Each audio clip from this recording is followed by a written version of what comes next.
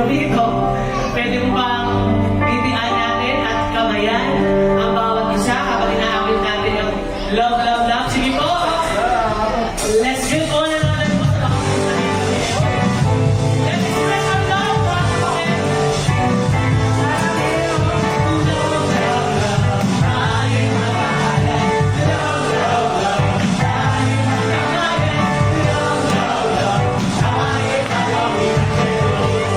Once again, love, love, love.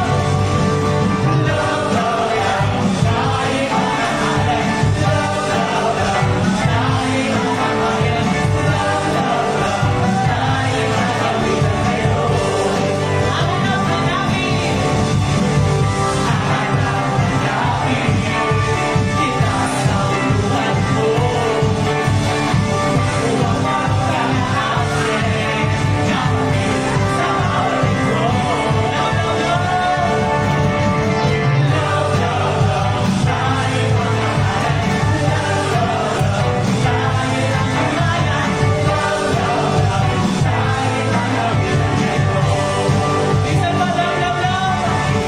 Ano ba lagi?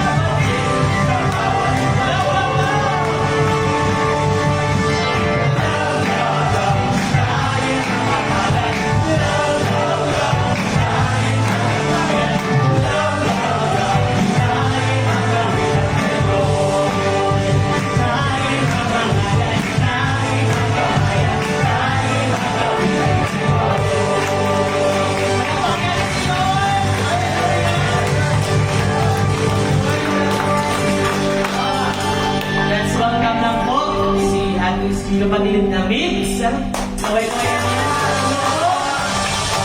Welcome po sa ASCF. Masaya po kami na nandito po kayo. Sa gabi nito, patuloy po tayo na lumapit, tingin ng basbas. Sa Panginoon tayo po'y manalangin. Ama, salamat po sa panahong ito, sa oras na ito na binigay po upang muli kami makasamba, makapagpuri sa iyo, Panginoon. Dahil dahilan para pasalamatan ka namin, O Diyos. Tunay nga po lang, Panginoon, ang aming mga awit na ito para pasalamatan ka. Pero hayaan mo sa dalawang oras, na ilalagay namin sa simbahan ito, may ipakita namin ang pagmamahal namin, may ipakita po namin ang ating buong puso pasasalamat dahil naging mabuting Diyos ka sa amin, Panginoon. Salamat po, Diyos, samahan niyo po kami. Kami po excited sa gagawin ng po, Lord, sa oras na ito. Samahan niyo po kami sa aming pagsamba, sa aming pag-aawitan, sa mga salita mo, Panginoon, namin maririnig. We expect greater things to you, God. Patuloy po kayo mag-usap mula sa pinakabata na sa pinakapatanda aming Diyos. Sa inang pinagkakatiwala ko ang sa pangalan ni Jesus. Amen!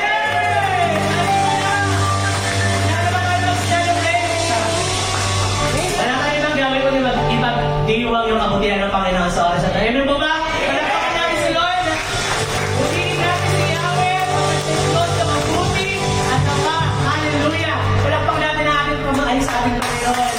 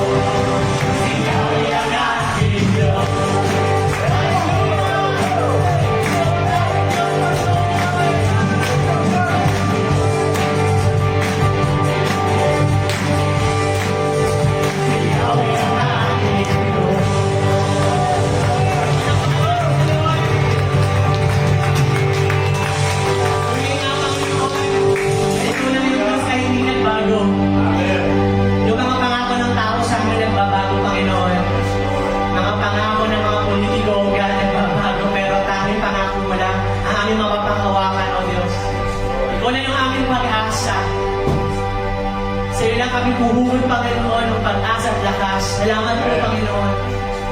Dahil meron kang pangako, O Diyos. Na lagi kang nariyan. Na lagi ka, Panginoon, sasama sa amin, O Diyos. Salamat po, Panginoon. Kapatid, ngayong gabi, patuloy natin siyang pumigil. Patuloy natin i-express yung ating pagmamahal sa Panginoon sa gabi nito. Purihin ka, Panginoon. Let this be our prayer tonight. Let this be our desire. Hallelujah.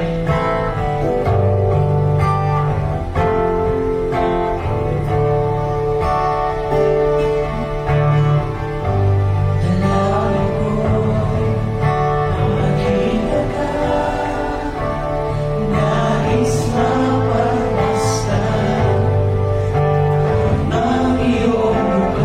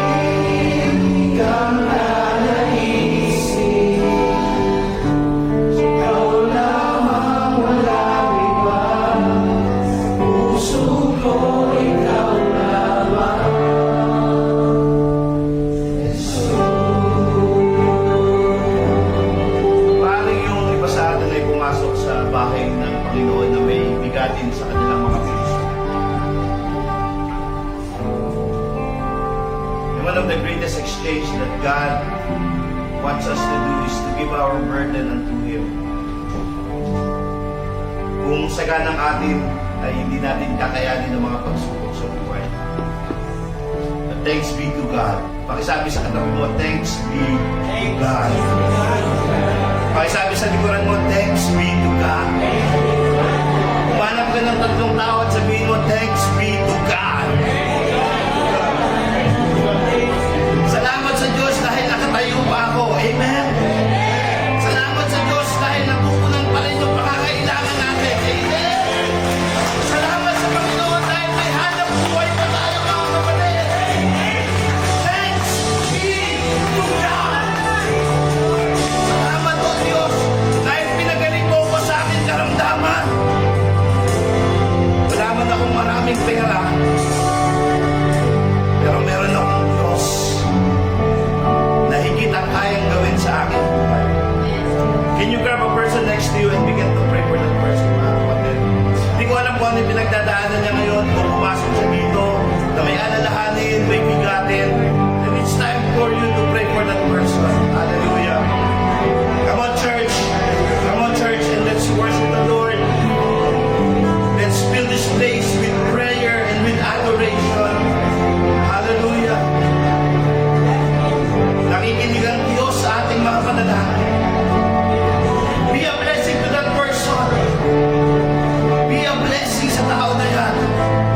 Hayaan mo na maramdaman niya na mayroong Diyos dahil nanalangin ka para sa Kanya. Hallelujah. At kung ano man yung bigati na meron ka ngayon, kapatid, ibigay mo lahat sa Panginoon.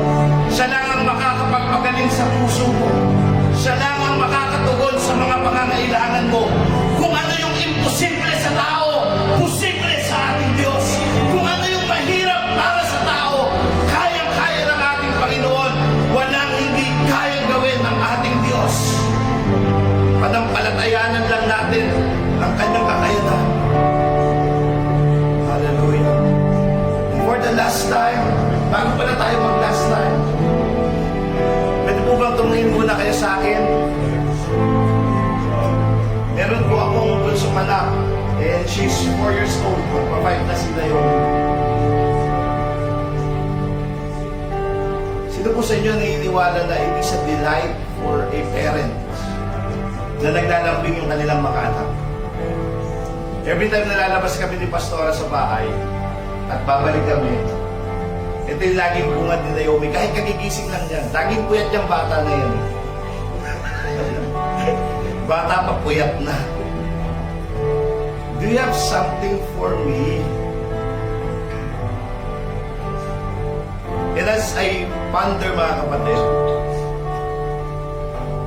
tonight I would come to God with a childlike faith. God, do you have something for me? At kapag ka lumalabas ako ng bahay, I see to it na meron akong maliit na regalong laging binibigay kay Naomi. At sino sa inyo mga kapatid na naniniwala na masarap sa pakiramdam ng isang magulang na naibibigay niya ang gusto ng kanyang anak. And tonight, I want you to have a childlike faith na hindi ninyo pagdududahan ang kayang gawin ng Diyos. Sabihin natin sa sarili natin, Lord, this time around, I will never doubt what you can do for my life. Napuno na tayo ng informasyon about God, who God is, what God can do. Tonight should be a conclusion, and we should put that thing into action, mga kapatid. Lift up your hands into heaven right now and have a childlike faith. At sabihin mo sa Panginoon, Lord, tonight, papaniwalaan ko na may magagawa ka sa buhay ko. Papaniwalaan ko, Panginoon, na ang mga pangako mo ay totoo. At kahit anong gawin ang kaaway sa gabing ito, O Diyos, iaapa ko ang aking mga paa sa katotohanan ng iyong mga pangako. May magagawa ang Diyos. May ginagawa ang Diyos. May gagawin ang Diyos. May magagawa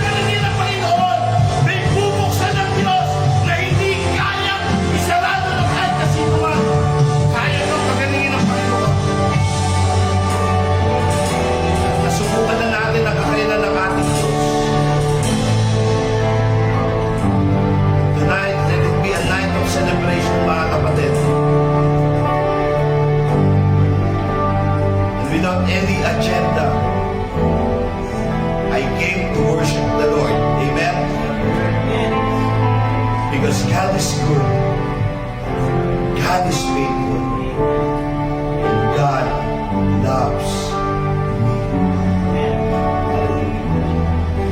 Father, we thank you and we honor you. Alam namin, Panginoon, na hindi aksidente na nandito kami ngayong gabi. Salamat, Panginoon, sa biyaya na ipinagkaloob mo sa aming mga buhay. Bagamat napakainit ng panahon, O Diyos, and it is very challenging for us to come to church. But we thank you, Father God, for giving us the strength, for sustaining us for the whole week. Hindi ko alam, Panginoon, kung ano yung mga pinagdaanan ng bawat isa. But we thank you, Father God, for your sustaining grace, Panginoon. Hindi po namin magagawa kung wala ang kapangyarihan mo na kumikilos sa aming mga buhay. Wala po kami pwedeng ipagmalaki. Wala po kami pwedeng ipagyabang kung hindi ang grasya at ang kabutihan lamang ng aming Panginoon. And tonight we celebrate that goodness. We celebrate the love of Christ. We celebrate the faithfulness of our God. We celebrate God's love through our brethren. And we celebrate your love for this church. Panginoon, maraming salamat po. And tonight, Father, as we delight upon your words, give us the wisdom to understand every word coming out from your mouth, Panginoon. And let us not be only hearers of your words, but be doers of your holy words. Father, we thank you and we honor you. Kaya ng aming ninawin, it is our sole desire to know you more and to grow deeper with you, O God. Maraming salamat po, Panginoon. Sa iyo ang pinakamataas na papuri, ang pinakamataas na pagsamba. Sa pangalan po ng ating Panginoong Kristo. Ang lahat po'y magsabi ng Amen. Bago tayo po magsabi, God is good. God is good. Kumarap na tayo kung tawag sa Biblia sa Kaya. God is good.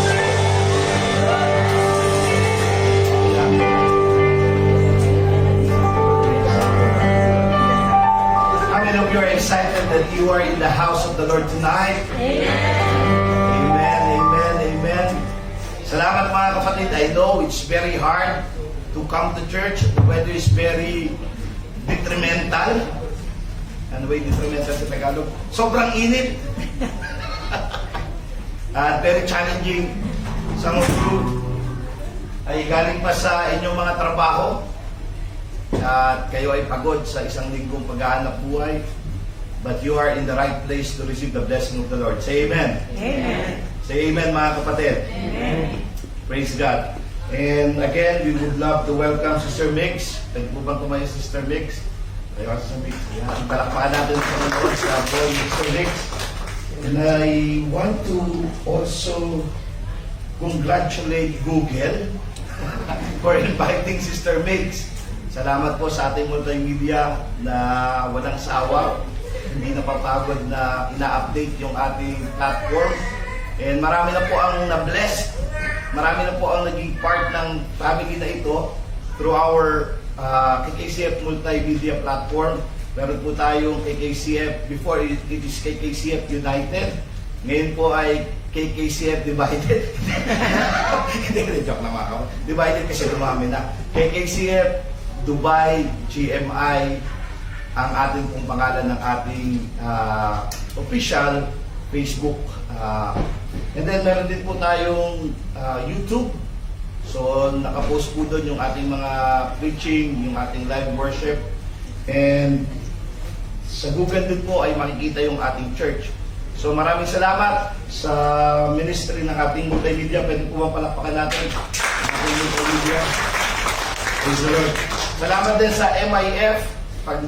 Kung bago pa lang po kayo sa church, ano po ang ibig sabihin ng MIF? Men in Faith.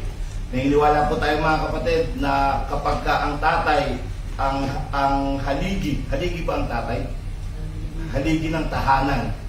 Kapag ka ang mga tatay ang nakakilala sa Panginoon, ay 100% na ang kanilang pamilya ay nabibless ng Panginoon. Amen? So lahat ng mga tatay dito, real men fear God. Say amen.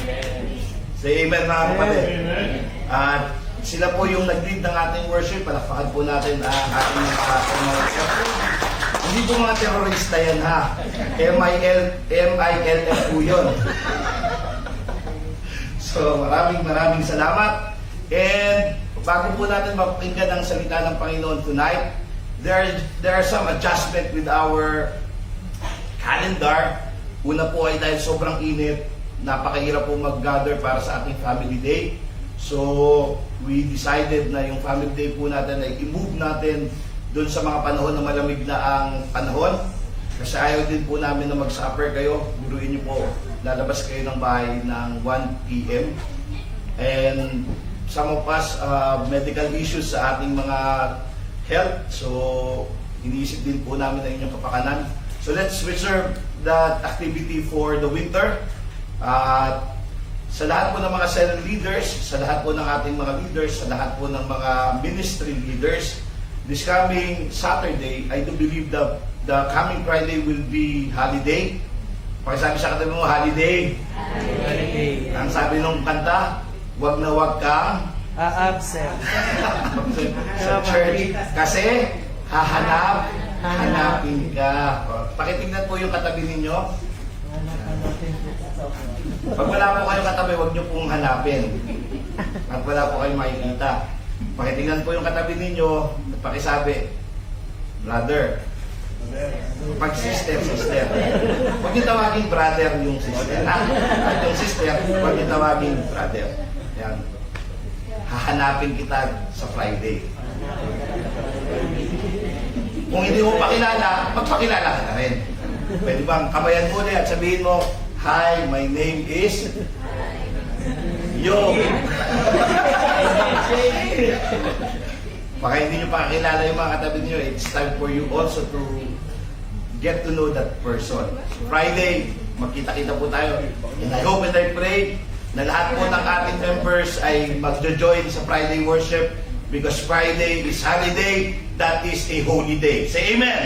Say amen mga kapatid. Pwede mo ba palakpakin natin ang Panginoon? Ano ba ang announcement? Saturday, right after the worship, ay magkakaroon po tayo ng Cell Leader Summit kung saan po ay i-review natin yung ating vision and mission. So lahat po ng mga leaders, lahat po ng cell group leaders, lahat po ng ministry leaders, tayo po ay magsasama-sama para po bisitahin natin muli ang mission and vision ng ating simbahan and at the same time, yung growth path po ng ating mga members.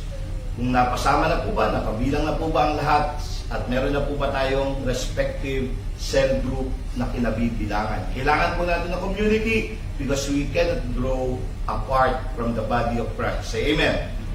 So without any further ado, may I call Elder Mark. Palakpakan po natin ang Panginoon.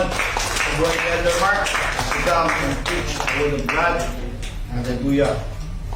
Praise the Lord.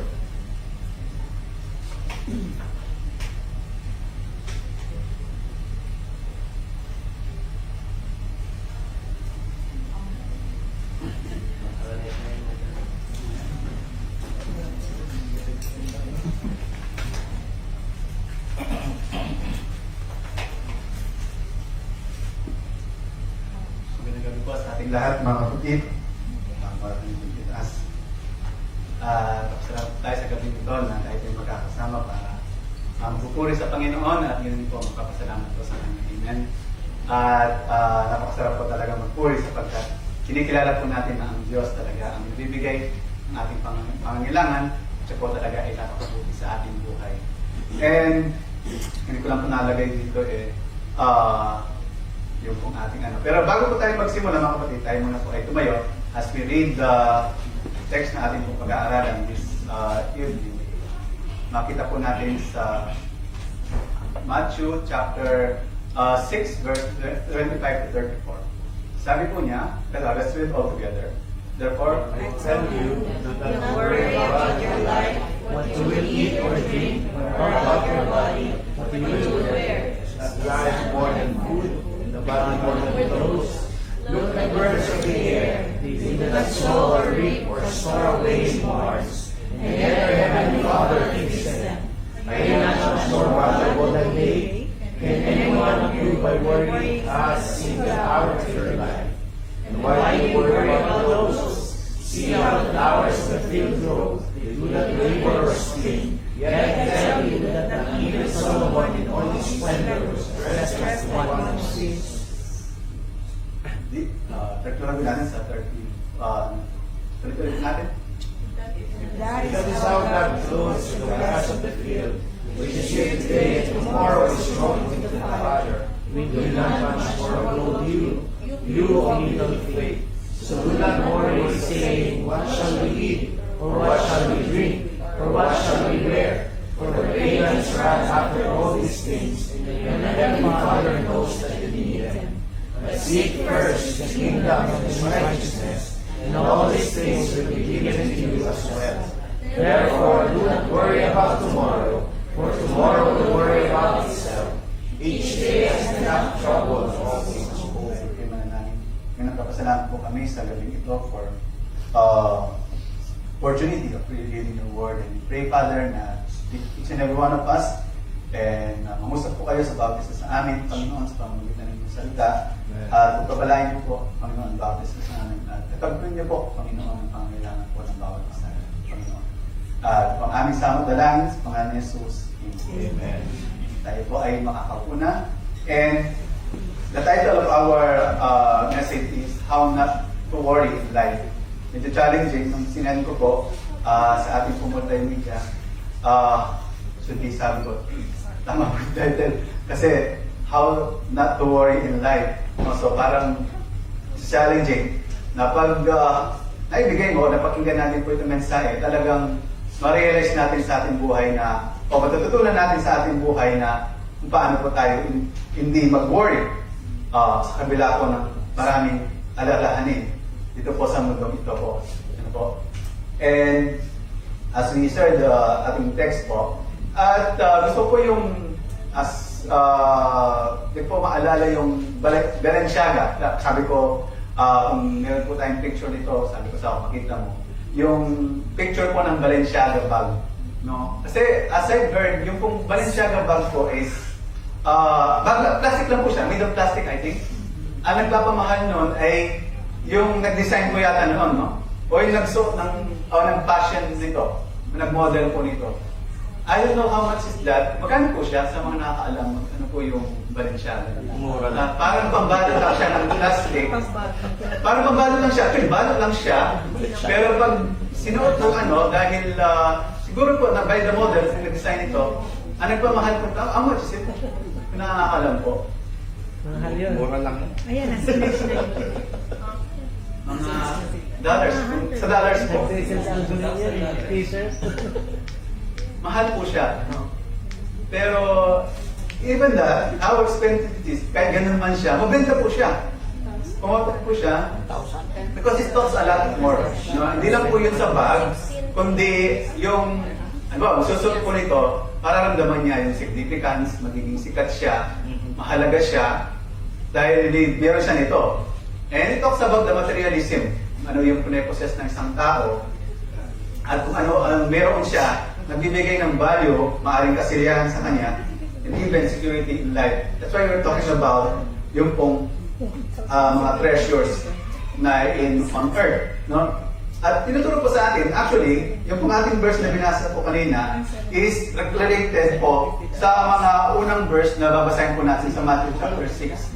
Kasi po, yung pong Matthew chapter 6, pasimula po ito yung Matthew chapter 5, talk about yung Sermon of the Mount, kung saan ang Panginoon ay nagturo po sa Mount at tinuruan po niya yung mga disciples niya. No? Siya po yung nagturo sa mga disciples niya.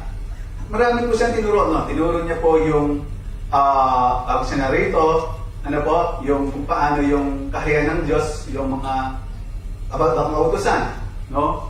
Yung kautusan ng Panginoon, kung paano po ito masusunod. At marami po siyang mga tinuro po doon, no? Na sabi niya, hindi lamang mahalin yung neighbors, kundi mahalin mo rin yung iyong kaaway. Sabi niya, no? At marami po siyang tinuro doon, no? Hindi lamang yung nagkakasalang murder is yung pumatay, kundi yung nagtanim ka ng galit sa iyong kapwa, sabi niya, is considered ng murder. Part of the pagtuturo po yan sa Sermon of the Mount. At ito rin po yung sa Matthew chapter 19, bahagi po ito ng ating verse na binasa kanina kasi it talks about yung pong treasures on earth. At ang unang point po natin is why stop storing up treasures on earth. Babasahin po natin sa Matthew chapter 6, verse 19 to 21. Sabi po niya, do not store up for yourself treasure on earth, where moths and vermin destroys, and where thieves break in and steal. But store up for yourselves treasures in heaven, where moths and vermin do not destroy, and where thieves do not break in and steal. For where your treasure is, there your heart will be also. Kaya, point po ng ating number 1 is stop storing up treasures on earth. At ang mga hango po ng source na kinuha po natin dito is yung commentary on Matthew chapter 6 sa Bible.org, 19 to 6 to 20, 25 to 34 na sa Bible.org po na may pamilikat ng perspective of the kingdom. Sabi po niya, the present tense prohibition ni Tauset o Greek po, ang pagkakasulat po niya New Testament, could be well rendered stop storing up treasures rather than store up, rather than do not store up. Time for a decisive has come. So, pagtuturo po ng ating Panginoon Kristo, sinabi niya, do not store up treasure on earth, magkailangan po sila magbago ng desisyon. Kung halimbawa, dati, ang desisyon po nila sa buhay, o pananaw na po nila sa buhay, ay mag-ipon ng kayamanan dito sa lupa. Sabi niya, you have to make your mind now, change your decision now, at magbago ng kaisipan o desisyon sa buhay mo, na instead na mag-ipon ka ng kayamanan sa lupa, ay mag-ipon ka ng kayamanan sa langit. Treasures is thesaurus, sabi niya. Treasure, wealth, valuable possession, whether physical, spiritual, or intellectual. It refers to a reservoir of wealth. Ibig sabihin po ng treasures o thesaurus po sa Greek, na pagkakasulat po sa New Testament, is hindi lamang po about wealth, valuable possession. Kasama po rito yung physical, spiritual, at intellectual. So, we need to say, may talks about also yung ma-acquired mong wisdom, ma-acquired mong talent dito sa mundo, na yung gusto mong ma-achieve o ma-acquire dito po sa mundo, no? It doesn't only talk about yung wealth, kayamanan, o possession, o Bible, kung anong pwede mong makamtan dito sa lupa, because it talks about the reservoir of wealth. Dito po natin makita yung sa word, the dictionary na thesaurus, which means treasure for yung pong thesaurus, no? The Greek verb means to store up, store, hoard, stockpile. It looks at wealth that is in effective use or misuse, no? At sinasabi po dito na maling paggamit po sa treasures o mga kayamanan o ano pong pwede po natin ma-achieve o makamtan dito po sa lupa. Maling paggamit po nito at hindi natin po ito nagamit sa tama, sabi po ng ating Panginoon sa Kristo, no? Why not store up treasures on earth? Kasi, una po, sabi niya, because they are temporal. No? Kung titignan po natin, bakit po tayo hindi mag-ipon ng kayamanan dito sa mundo? Eh, isa po ay temporary lamang. They are temporal because they are subject to destruction. Yung pong rust dito na binasa po natin kanina, brosis, in Greek, refers not only to corrosion of metals, but to the destruction affected by rust, mildew, and the like. No? Maaring dito po yung hindi lamang po yung mga kayamanan meron po tayo, mga golds na pwede pong maging rust, kundi pwede po yung mga ari-arian natin or possession that we have, no, na meron man po tayo, katulad po ng mga damit na pwede pong kagatin po ng daga. Minsan po sa akin po, dahil pinatay ko po yung daga, gumanting po siya sa akin, ginawa niya is pinutas po niya yung aking damit. No? So, it talks about even yung ating po mga clothes ay pwede pong masira. No matter how expensive they are. And, pwede po silang maluma. They are subject to, tawag doon, tawag doon yung mabilisin po yung value niya. Habang naluma po siya, depreciate po yung value niya. No? And they can be lost also. No? It talks about yung kung pwede po silang manakaw sapagkat binasa po natin, yung kung magnanakaw ay pwede po niyang kunin. No? Ang anong ari-arian, meron ka. At hindi lang po sila, dahil temporal lang po sila, they cannot be brought after death. Hindi mo po sila madadala sa iyong, after ng kamatayan mo. No? Marami pong tao, even sa panahon po ng mga, noong unang panahon, dinadala po nila, habang sa kanilang burol, dinadala po nila yung kanilang kayamanan, thinking that they can bring their wealth after pagkatapos ng kanilang kamatayan. Which is hindi po, no? Ito po yung tinuturo po sa atin ng ating Panginoon sa Kristo. Sabi po niya sa Matthew chapter 8, verse 36, what good is it for someone to gain the whole world, yet forfeit their soul, no? So, meron po siya kasunod yun. Sabi niya, sa Matthew chapter 10 ba yata yun, sabi niya, o anong may pagpapalit ng tao para sa kanyang kaluluwa. So sabi niya, kung anong may pagtutubos niya sa kanyang kaluluwa. Ibig sabihin, hindi po tayo kayang iligtas ng ating pong kayamanan. No? Even po although meron pong mga religion na corrupt, na halimbawa pag mayaman ka, ay pwede kang ipagdasal at mag-chance ka mapunta pa sa langit dahil sa dasal po nila. Which is not true because pagka matay mo, is either pupunta ka sa langit or pupunta ka sa impyerno. At gaya po ng istorya po ni Lazarus na po na mayaman, na ang mayaman po ay napunta sa impyerno, pero sa Lazarus na mahirap ay napunta po sa langit. Ang ibig sabihin, hindi po ang kayamanan ang magligtas sa atin, kundi po yung ating pong pananampalataya sa ating pong Panginoon Jesucristo. Kaya sabi po na ni Abraham doon kay sa mayaman, sabi niya, kasi gusto niya yung si mayaman, i-warning sa yung mga kapatid na hindi pumapunta din sa impyerno. Sabi ni Abraham sa kanya, nandun po yung mga salita ng Diyos para i-warning po sila. Ganito po sa atin, ang salita po ng Diyos ang mag-warning po sa atin, ang magtuturo po sa atin, patungo po sa langit, para po tayo makapunta sa langit, ayun po sa pamamagitan po ng ating Panginoon Jesucristo. Napakasarap po dito na hindi man po natin kayang bayaran yung ating kasalanan, ay binayaran po ng ating kasalanan, ang ating kasalanan ng ating Panginoon Jesucristo, nung pong inakon po niya ang kaparusahan natin, nung pong siya ay namatay dun sa krus po ng Kalbaryo. So palakpakan po natin that the Lord has done for us a salvation, ang siya po ay nagkataong tao at namatay para po tubusin po ang ating kasalanan dun sa krus ng Kalbaryo. Kaya sa pamamagitan po ng kanyang dugo, ay nagkaroon po ng kapatawaran ng ating kasalanan at pwede na po tayong magkaroon ng relasyon sa Panginoon at mapunta sa langit. Kaya nga po sa John 14:6 sabi niya, I am the way, the truth, and the light. No one can come to the Father except through me. At sabi po niya, why not store up on earth, treasures on earth? Because it will affect person's direction and values. Kasi binasa po natin doon, sabi niya, for where your treasure is, there your heart will be also. Sabi po niya, the heart is the center of personality, embracing. Pag sinabi po yung heart, it talks about the center of personality, embracing mind, emotion, and will. And that's the most cherished treasure, subtly, but infallibly controls the whole human direction and values. Kasi po kung sinasabi po natin the heart is the center of personality, kasama po natin doon yung mind, emotion, and will, then kung ano yung treasure mo, nandun doon yung heart mo, doon na yung magiging desire mo, doon na yung magiging kaisipan mo, doon na yung magiging goal mo sa buhay, yung will mo, mga plano mo, kasi nandun yung heart mo. So mabigat for yun ba, yung mga para sa'yo, yung kayamanan mo, yung mga dito sa lupa, so doon magiging, yung ma-attach yung puso mo dito. Mas higitan mo sila, mas pahalagaan mo yung ano meron ka dito sa mundo, at hindi, you don't want to lose them.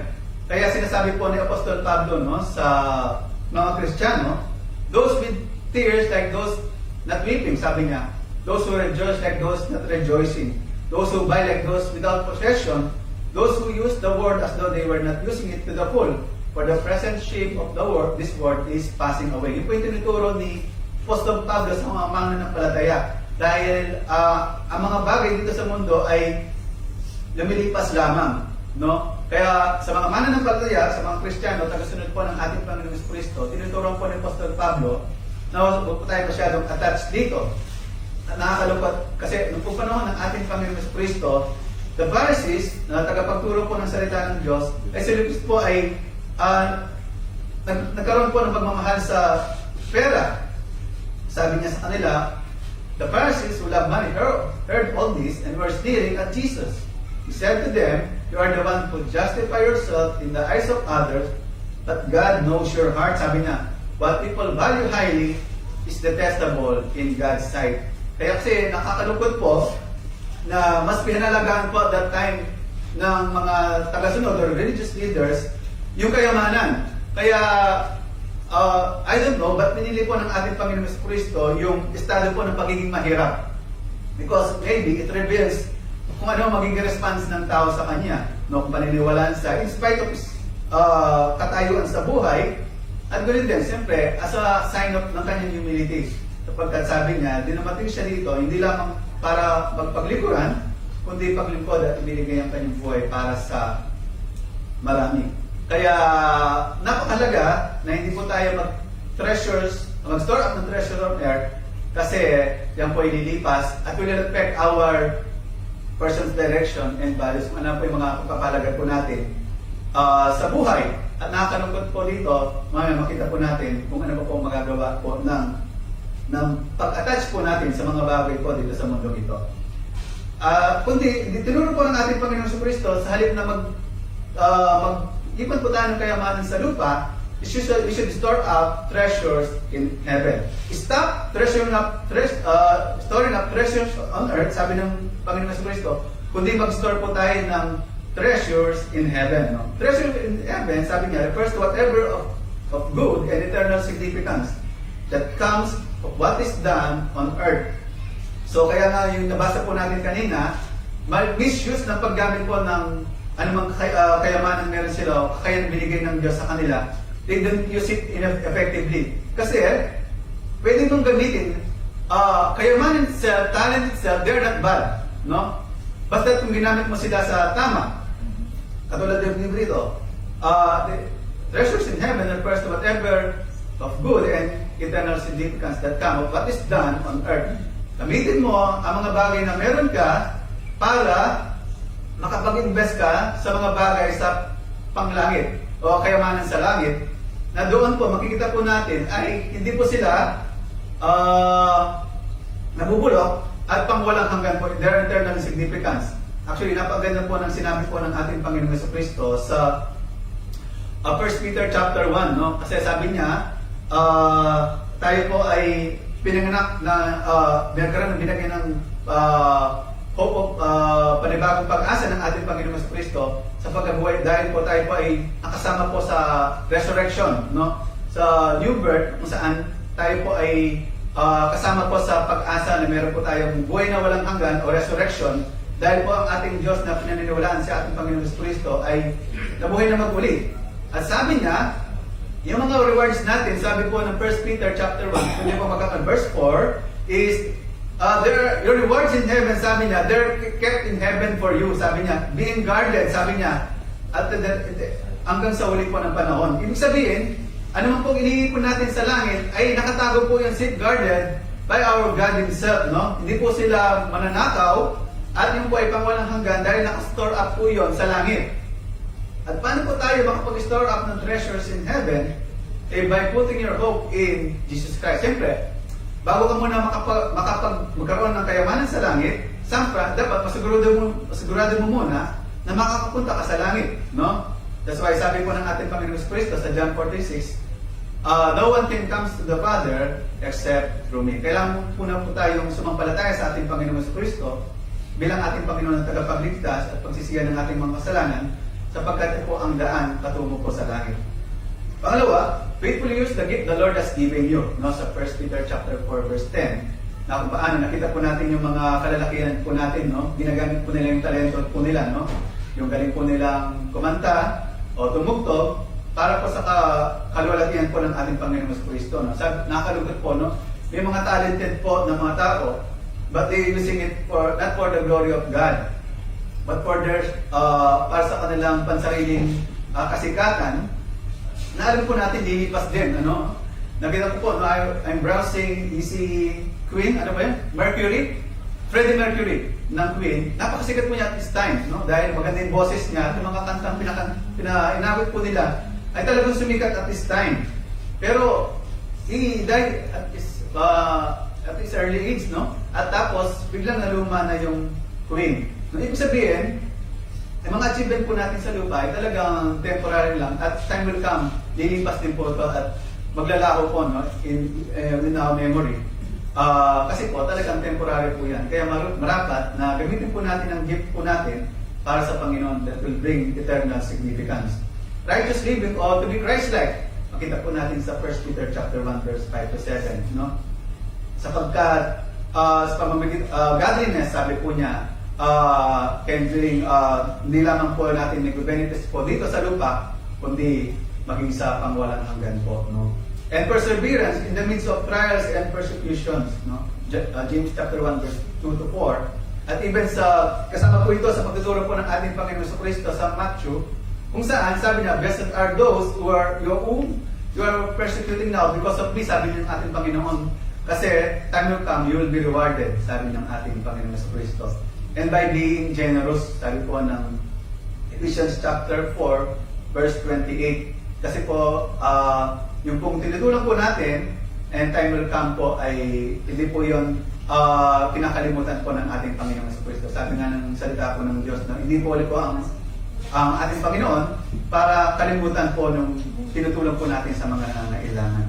No? At siguro, marami po ito,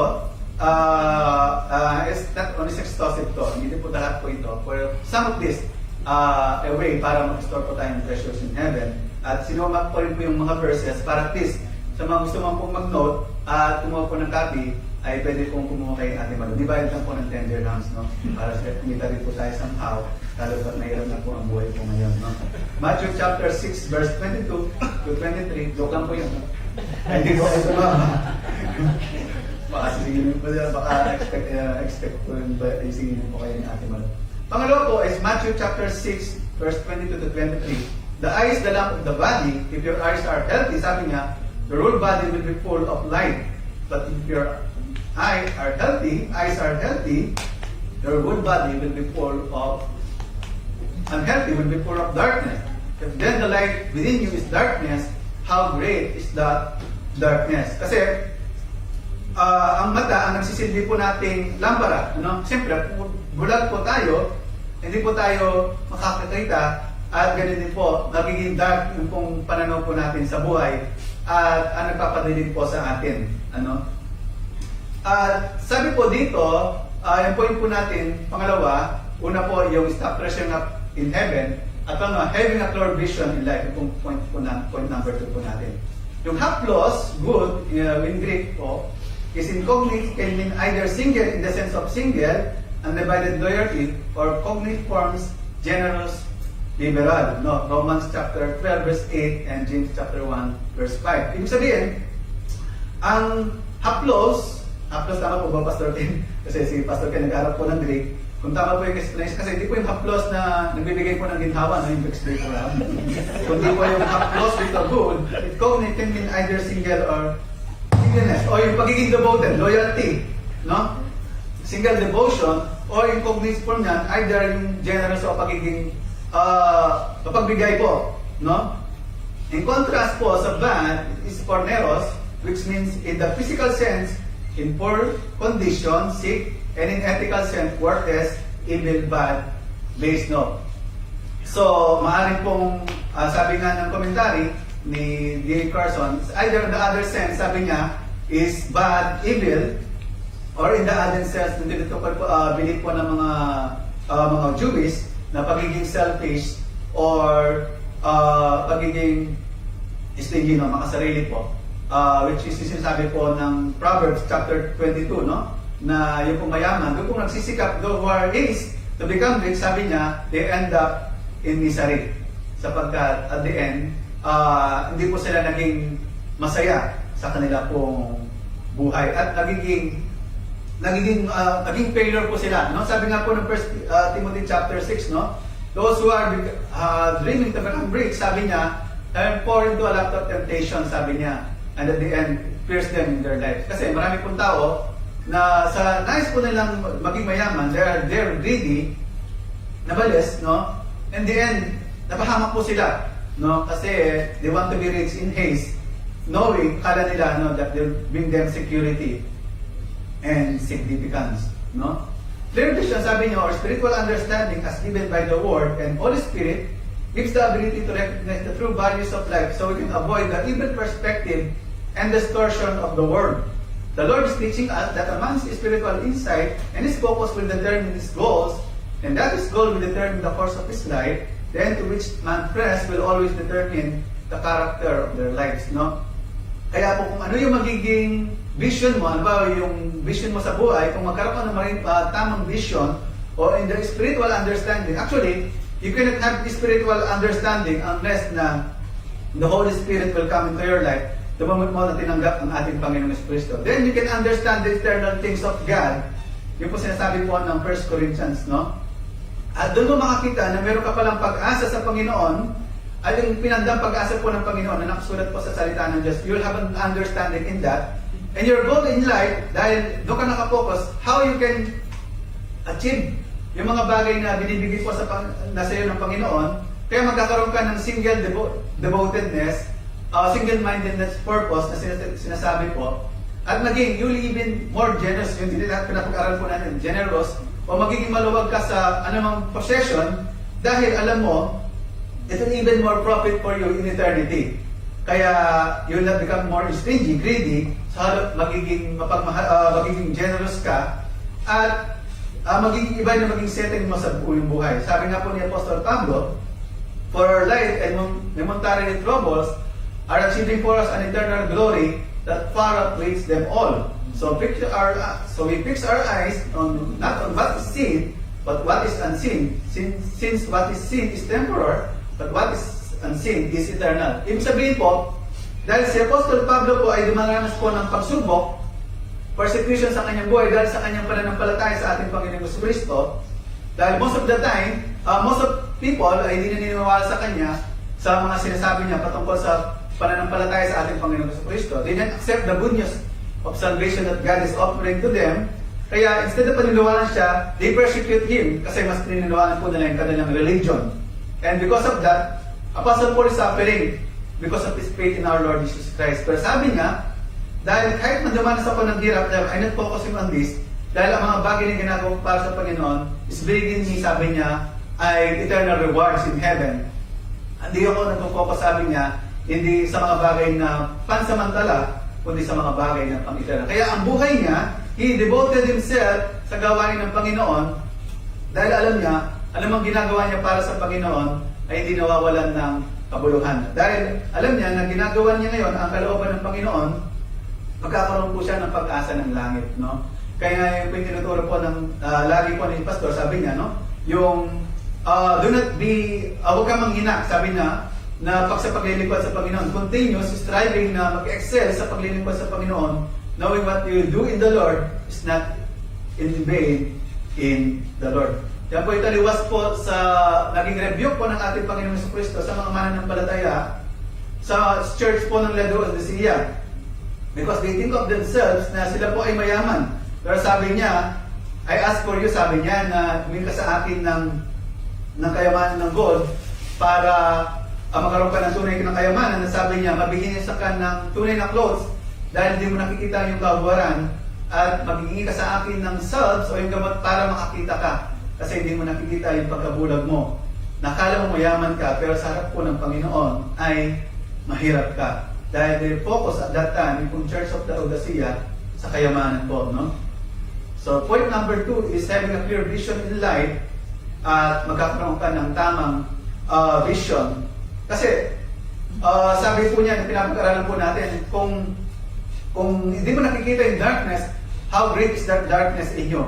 You don't even realize na gaano ka nakakurap, no? Kaya nakita po natin how greedy yung person na dahil nas nagpo-focus siya sa mga bagay na meron siya at akala niya ito yung magbibigay ng kasiyahan at significance sa kanya. Yung po mga government officials, no? Talamak na po yung sa atin, no? Nakakalungkot po, masyado na po talamak yung kanilang greediness na hindi na po nakikita yung effect po nito sa nangyayari po sa ating bansa, no? Dahil sa kanilang greediness, marami pong taong nasakripisyo ang kanilang buhay at nagsasuffer. Kasama po tayo doon dahil tayo po ay mamamayan po ng Pilipinas, no?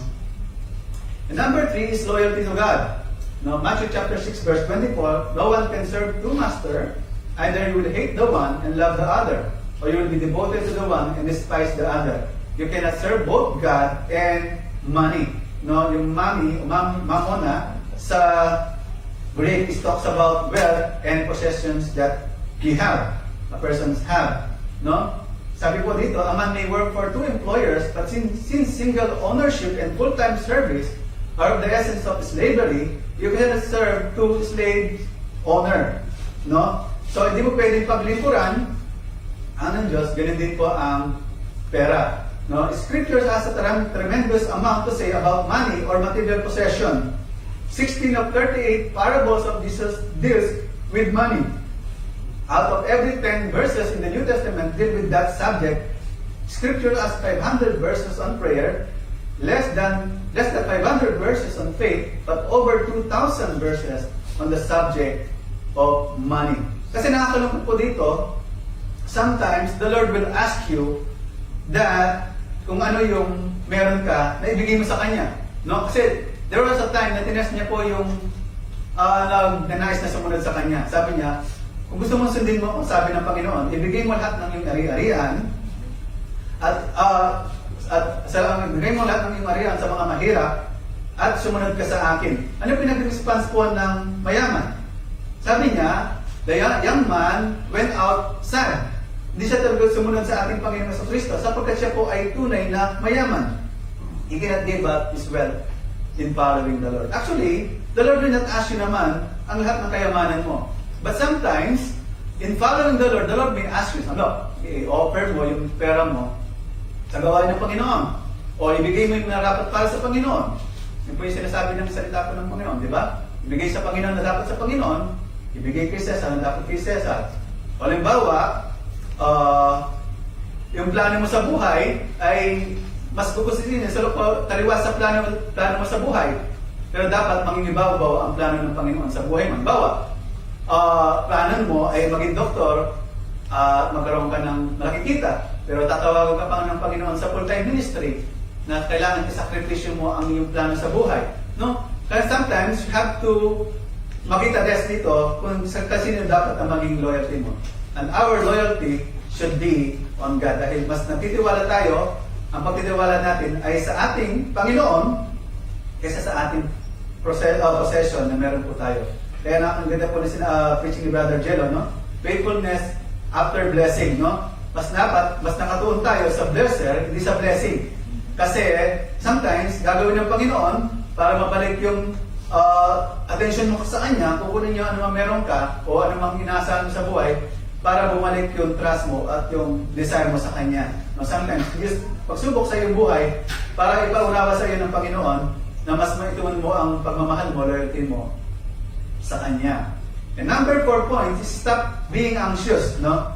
Therefore, I tell you, do not worry about your life, what you will eat or drink, or about your body, what you will wear. Is not life more than food, and the body more than clothes. Do not worry can be false absolutized by neglecting the limitation the context imposes, and the curses of carelessness, apathy, indifference, laziness, and self-indulgence expressed elsewhere. No. So, ibig sabihin, the Lord is not talking about na do not worry na magiging careless na tayo sa buhay o hindi na natin gampanin yung ating responsibilidad sa ating pong pamilya. Sapagkat hindi po yung do not worry in life, kung magiging lax ka sa buhay, kumbaga relax ka, hindi ka na magtatrabaho. Even sa salita po ng Panginoon, sabi nga ni Apostol Pablo, no? Those who don't work, sabi na, let them not eat, no? Kung hindi magtatrabaho, ay huwag nang pakainin. Or sabi niya, no, di ba tinuturo niya sa Proverbs chapter 6 din, no? Maging halimbawa po natin yung langgam na dahil nag-store up po sila in the future, sa panahon po sila po ay daranas po ng calamity sa buhay, they have their food because they are stored up for themselves. They are preparing for their future. Hindi po yun ang tinuturo ng Panginoon na huwag na po natin panggandaan ng ating future o yung para sa pangangailangan po ng ating pamilya. Di ba sabi po ng ating Panginoon, yung hindi mag-provide sa kanyang family, sabi niya, dahil pa hindi mananampalataya. No? And even, sabi niya, parents should be the one who are gathered for their children. No? Yung parents, dapat paghandaan niya ang para sa pangangailangan ng kanyang mga anak. So, hindi po natin dapat na magkaroon po tayo ng wrong pagkaunawa sa sinasabi po ng ating Panginoon, do not be anxious. On the other hand, ito rin po yung sinasabi ng mga nagnanasa ng more on pleasure or indulge themselves in any pleasure. Sabi nga nila, no? Stop worrying for tomorrow, or tomorrow will, sabi po ng sinabi nila, no? Enjoy yourself and don't worry about tomorrow, no? Sabi nga ng kanta, no? Let the devil text tomorrow, but tonight, I need a friend, no? Kaya hindi muna na magpakasaya ngayon, bahala na si Diablo sa darating na bukas, no? So, that's not talk about. Kasi there's a consequence in whatever that we do in this life na napag-aralan na po natin, no? Why worrying is wrong? First, in our pursuit of greater significance in life, no? Pag nanuwari tayo sa mga walang na hindi mas mahalagang bagay, mas nakakalimutan po natin na isip kung ano po yung mas importante. Kaya po sinabi po ni Brother Jello, no? Kung nakakalimutan po natin, hindi na po natin nagagampanan yung ating purpose, is nawi-waste po yung ating time. The Greek word for anxious, merimao, means to be troubled with cares, to be anxious, worried. In its the root, merimao means to be drawn in two different directions, to be distracted, divided. A good illustration of this idea is found in the reception at Bethany, where we find Mary sitting at the feet of Christ to hear the word of God, and Martha, who is distracted with all the serving, was worried, merimao, and bothered, troubled about so many things. Kasi mas mahalaga po yung pakikinig po ng salita po ng Panginoon. Sabi ka po ng Panginoon sa kanya, Martha, you are very word of many things, but Martha, you are very many things, sabi niya, but Mary has chosen the good things, sabi niya. And it will not be taken away from her, sabi niya, no? Mas mahalaga po yung pakikinig ng salita ng Diyos, sapagkat doon mo nade-develop ang pagkakilala mo sa Panginoon. No, doon mo nakikilala ang Panginoon, at doon mo nade-develop ang faith mo sa Kanya, at doon ka nakakaroon ng pagkaunawa kung ano ang kalooban ng Diyos sa buhay mo, at doon magaganap ang kalooban po ng Panginoon sa buhay mo. At sa gayon, yun po talaga yung purpose ng iyong buhay. Na actually, in Matthew chapter 13, kayamanan o cares in life, yung nagiging hadlang pa para magbunga po yung salita ng Diyos na inaitatanim sa kanila. No? Kasi, halimbawa, invite mo sila sa pakikinig ng salita ng Diyos, they will get distracted. Mas umpisahan po nila yung mga bagay na pangangailangan nila. Na nainilam na alam ng Diyos ang pangangailangan nila, na kaya ibigay ng Diyos ang pangangailangan nila. Ang hindi nila alam, mas importante, yung paano sila magkaroon ng tunay na relasyon sa Panginoon. At kasi, ang Panginoon ang makapagbibigay ng pangangailangan po nila. No? Kaya po ako ay natutuwa sa mga kapatid na halimbawa po nandito ngayon, na mas inuuna po ninyo ang pakikinig at pagsamba sa salita po ng Diyos kaysa po sa mga distraction dito po sa Dubai. No? Mas bibili ng pagmamasyal o pagkakaroon po ng relationship na mali, sapagkat that will not give you a true enjoyment in life. Sabi nga ni, sino po sinasabi po ni Solomon, no? Solomon, sinit niya po ang lahat ng mga bagay na maaaring masabi niya na magbibigay ng pleasure sa kanya, kasiyahan sa kanyang buhay. But in the end, in his conclusion, sabi niya, everything is meaningless. No? Sapagkat sabi niya, ang tunay na katungkulan ng tao is to fear God and obey His commandment. Sapagkat at the end, ay mananagot po tayo sa Kanya, harap po tayo sa Kanya. At ano man po ginawa natin sa buhay na ito, ay pagsusulitin po natin sa harap po ng ating Panginoon. Kaya napakalaga na sundin mo ang kalooban ng Panginoon sa buhay. At yun ang mas isik mo sa buhay mo. Kasi nakakalungkot po, no? Mas sinisik ng tao yung akala nung bibigay ng kasiyahan. Wrong relationship. Yan yung worry niya, yung paano po siya, ano, no? Actually, yung in that time, sabi niya, pag darating na po ang Panginoon, sabi po niya, matatagpuan niya mga tao na di naniniwala sa Kanya, abala sa panahon po na yun, sabi niya, no? Paano po nung actually, it's not a problem now. Even a problem in the panahon po na Noah, kung saan di po sila naligtas dahil di po nakasama sila sa barko na pinatayo ng Panginoon sa Kanya, kaya nalubugod po sila at that time, no? Kasi sabi nila, they were busy in their life, doing business and marrying. Actually, hindi man po masama ang magpakasal. Pero sometimes, you worry a lot, no? Iisipin mo gaano mahal yung reception, magmamahal ka. At the end, you will end up na ubus yung pera nyo. Inubus nyo lahat sa hindi nyo pinaghahan yung future nyo, no? And you will worry a lot in the future. In the end, you will worry a lot kasi mas hindi mo na pag-andaan yung future ng yung magiging pamilya ng bilang mag-asawa, no? At sometimes, kung why mag-worry, edi, pumili ka ng pangit, no? Kasi maganda. Kasi pag pangit at pinili mo, wala kang magiging kariban. Wala kang magiging kariban, no? At hindi ka masasaktan pag iiwanan ka niyan, no? Ba't hindi mo siyang pagpalit, no? Joke lang po mga kapatid. Pilihan po natin yung kalooban po ng Panginoon. Wala pong pangit sa harapan ng Panginoon. Actually, sabi niya, di ba, mamaya po nito, pilihan po natin. But seek first the kingdom of God. Sabi po niya, no? The word kingdom means rule, dominion. To seek God's kingdom is to seek His sovereign rule, His will, His authority in one's life. Po, sabi po niya, no? And sabi po niya yung meaning po ng seeking is, sabi po niya, yung you endeavor on it, no? Yun ang pinagsisikapan mo sa buhay mo. And yung seek po dito is continuous, no? You aspire for it, you endeavor for it, you put your heart on it, no? Kumbaga, you strive for it, no? It takes your energy, your life, your desire, your affection, itutuon po dito. Kaya po pagsisik sa Panginoon, is continuous po. Gatuloy po ng ginagawa po natin, no? Pakikinig ng salita ng Diyos, pagsunod sa Kanya sa bawat araw. The more we seek Him, the more we realize is real in our life, no? Nakikilala po natin siya, natutuwa siya sa ating buhay, nade-develop yung relationship mo sa Kanya, nakikita mo na kung gaano siya kabuti sa buhay mo, at gaano nakikita mo yung pagsunod mo sa Kanya, mas maganda yung binibigay niya sa buhay mo, ginagawa niya sa buhay mo, kaysa sa inaalok po ng mundo ito, no? So mas ma-realize mo na sarap pala na nasa Panginoon, mas sinisip mo siya sa buhay mo. You even give your life to the Lord, no? Kaya po ng mga mananampalatayang una, they even die for the Lord kasi alam nila mas worth ibigay ang kanilang buhay for the Lord, no? Is to desire above all to enter into it. Siyempre, sumampalataya ka muna sa ating Panginoon. Siyempre, sabi niya, to enter into the kingdom of God is kailangan ka ma-born again. And to be born again, kailangan kang sumampalataya sa ating Panginoong Jesucristo. Because this is eternal, kumpara po sa, this is spiritual, no? Hindi po natin ito nakikita, no? Kaya nga po, kasi ang katotohanan po nito, there is two kingdom in this world. Yung kaharian po, actually, ang kingdom po ng Panginoon, naghahari na po ang Diyos, no? Sa langit.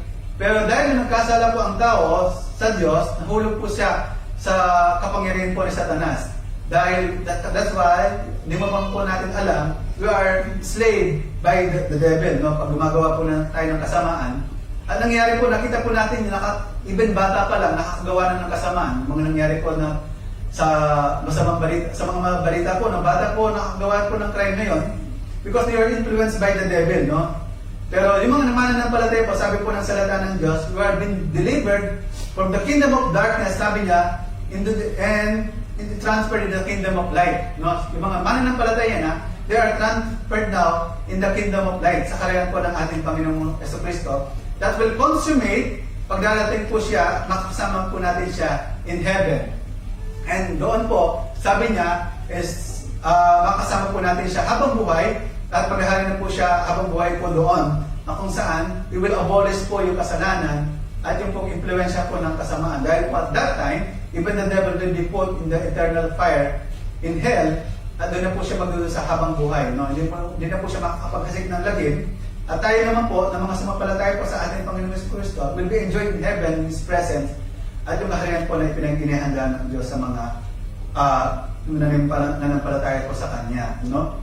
Seek His kingdoms to desire to enter into it and participate in spreading the news of the saving reign of God. At napaka-priority, this must be our priority. Sapagkat sabi niya, seek first His kingdom, highest priority in our life. Kaya nga po yung prayer po sa Matthew chapter 6, no? Bago po ang lahat, sabi niya, tinuro po ng Panginoon, ipinalangin po ninyo kung paano dumating ang Panginoon, ang kaharian ng Panginoon dito sa lupa. Kung paano pagsunod ng kalooban ng tao sa Diyos, kung paano nasusundan ng kalooban ng Diyos sa langit po. Ano? At natutuwa po tayo, even ng KKCF, ang movement po niya is Kingdom Program, no? Kung saan ang tao po ay makakilala sa ating Panginoong Jesucristo at lumago sa pagkakilala sa Kanya, ang gusto po ay maging matibay na at makapag-spread sila po ay magamit din po sa pangangarap po ng salita po ng Diyos. Biyang paraan ng pag-expand po ng kaharian po ng Diyos dito sa mundo. And blessed be our church kasi yun po yung sinisik niya, strive niya, no? Single purpose ng church. Kingdom program, no? And praise God, nilid po tayo ng pastor in that good way dahil alam po natin na ito po yung katungkulan ng Diyos, sinasabi po ng Diyos, ginagampanan po natin kung ano ang nais ng Diyos sa ating buhay. Seeking first is kingdom, no? And why not worrying is bad? Worrying is wala na ako, no? So, tuloy po natin, no? Why worrying is wrong? It diminishes our faith in God, no?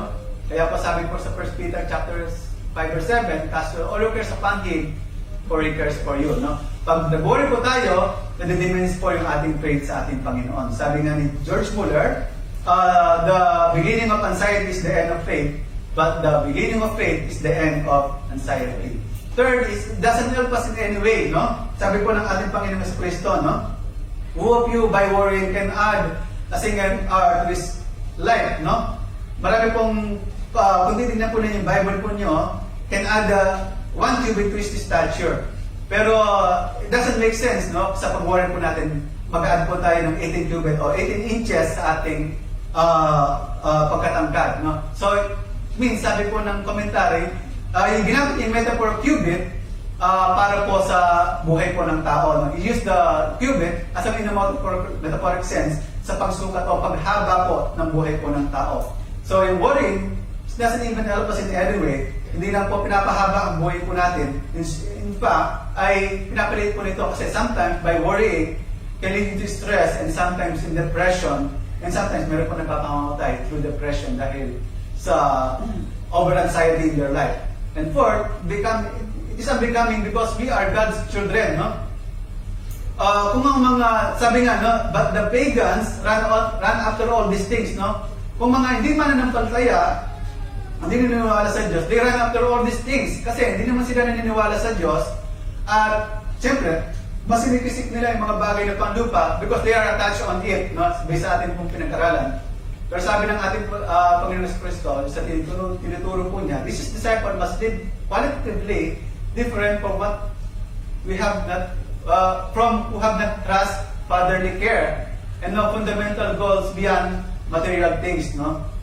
Kasi kung isipin po natin, mas higit po ang maibibigay po ng Diyos. Sabi nga ni Lord, no? Kung si Solomon ay hindi nakabihis ng ganito, sabi niya, no?